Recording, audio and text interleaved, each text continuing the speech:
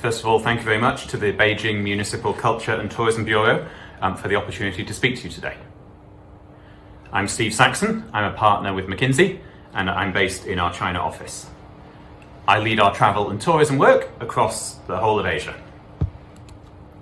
Today, I'm going to share with you some insights drawing on our customer research around the consumer confidence globally and also in China around travel, and then draw some implications of that for Beijing. First, as we get into this, we should remember, while today we're talking about opening and we're talking about travel and the resumption of normal life, we should remember that first of all, COVID-19 is primarily a humanitarian crisis. Thousands of health professionals around the world are battling the virus and putting their own lives at risk. And our priorities as a firm, first of all, are in tackling the virus, saving lives, and saving people's livelihoods. You can see more on McKinsey.com on the work we're doing to combat the virus and its effects. Today, in particular, we're talking about livelihoods and the livelihoods in the travel and transportation industries. I'll start by looking at the consumer confidence around the world. And we track this every month through our global surveys. And there's a starkly different picture emerging by country.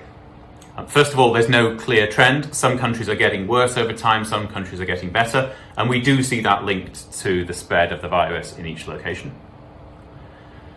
Also, clearly standing out here is the optimism within China. The confidence in the country's own economic recovery is the strongest that we see in the world.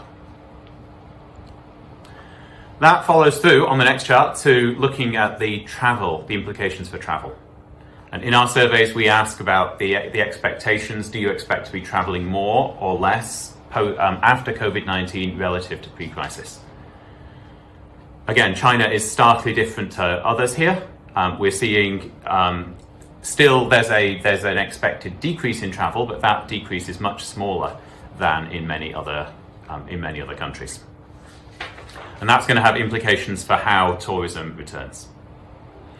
In most cases, we see that international travel, well, for China especially, international travel is expected down further than domestic.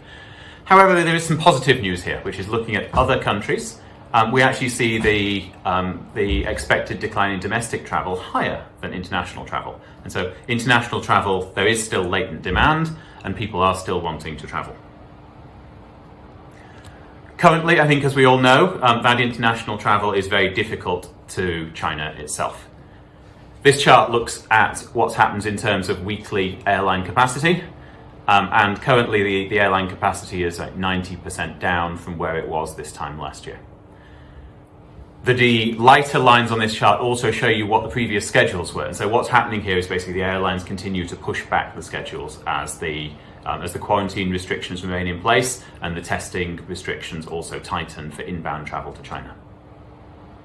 The passenger numbers are therefore down 98% inbound to China from where they were this time last year. On a more optimistic note though, we do see some latent inbound demand to China. McKinsey has partnered together with IATA, the global aviation sector body, and we've developed the Air Travel Pulse, which is an online tracking service available to all airlines, plus I think IATA ticketing agents as well. And through this, we can track the inbound travel to China. And the good news is that there is some. Like if we're looking at August, there's sort of 18,000 searches of people looking at ticketing inbound to China. And that's a lot higher than it was earlier in the year. So we are seeing consumers, travelers, tourists still kind of looking out there, searching, even if they're unable to travel at the moment, there is still interest in travel. Travel bubbles have been mentioned. Now, the progress on these so far is relatively limited. Macau obviously has opened to as a source and destination market for domestic tourists. But if we look at the international inbound markets, there was some discussion around Singapore or around Korea. However, those really at the moment are very small scale and are targeted at inbound executives. There's also a lot of friction through the process, requiring applications and requiring tests. So we're not going to see the large scale resumption of inbound tourism until there are much more open borders between the countries. The opportunity, therefore, for Beijing, at least in the short term, is going to be significantly domestic. And through our surveys, we actually take the temperature of how confident consumers are in China with different types of travel. On chart 9, what this shows is the progression of consumer confidence over time. Initially looking in our May survey, then our June survey, and then looking now in our September survey.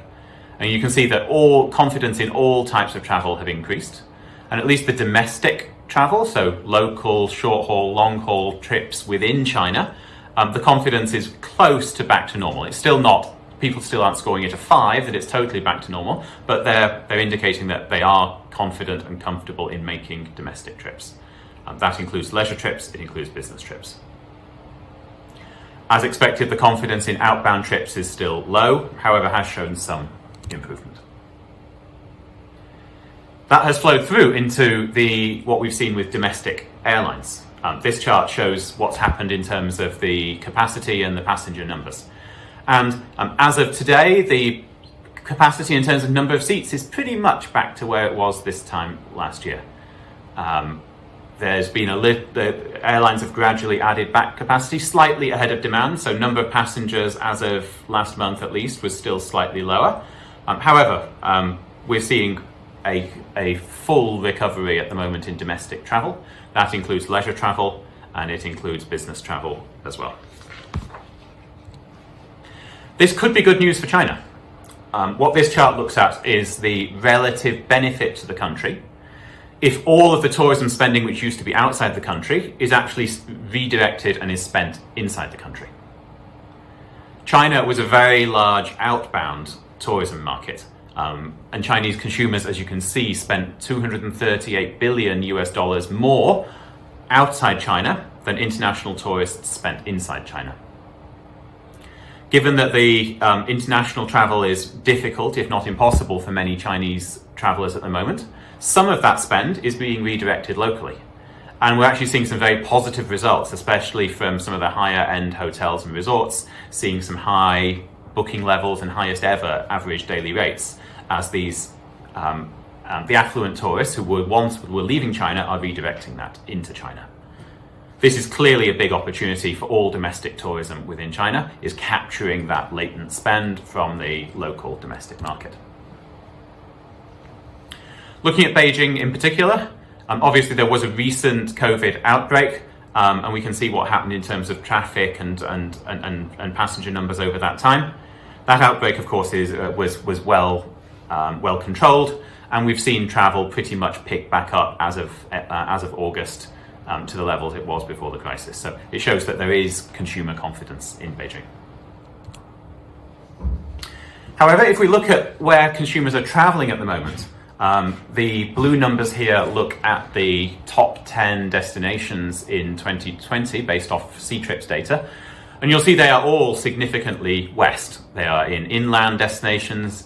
Consumers are looking for open space. They're looking for interesting outdoor nature and leisure activities. And so we've actually seen a bit of a shift from the 2019 top cities towards the 2020 top cities. Beijing's opportunity would be to get itself onto this list. At the moment, it is not in the top 10 destinations over this summer. So thank you very much. To close, there's a real opportunity here. We're excited about the opportunity for Beijing tourism, initially from the domestic tourists. There's a lot of international spend which could now be redirected locally and captured by Beijing tourism hotels and also tourism providers. International will be an opportunity. There is a latent demand of people wanting to travel to China.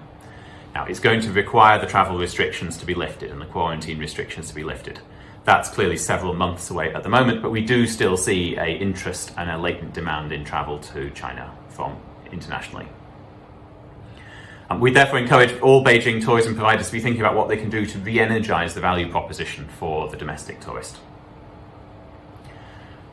Travel is not just about leisure tourism. We think Beijing can lead the domestic business recovery as well. Business travel has returned pretty much to normal, and we start to see, for example, luxury hotels having high occupancy rates similar to what they were seeing pre-crisis. The international business recovery will take longer. McKinsey's done some research which is available online. We think that while most business travel will come back, there's maybe 20% of it which has structurally changed through the use of Zoom, through the use of online meetings. However, still, most business travel will come back, and Beijing will remain one of the top cities in China for inbound business travel. Finally, there are some aspirations and desires of consumers which we do think have changed. One of those is, as I mentioned, there is a structural shift in business travel. But also because consumers are showing some movement away from the kind of large bus tours forced around a particular set of sites into smaller, more tailored trips. We're seeing a greater preference for leisure and outdoor destinations, and we think some of these aspirations will stick beyond COVID-19. Thank you very much again for the opportunity to talk to you. I wish you all the best with the rest of the conference. Thank you.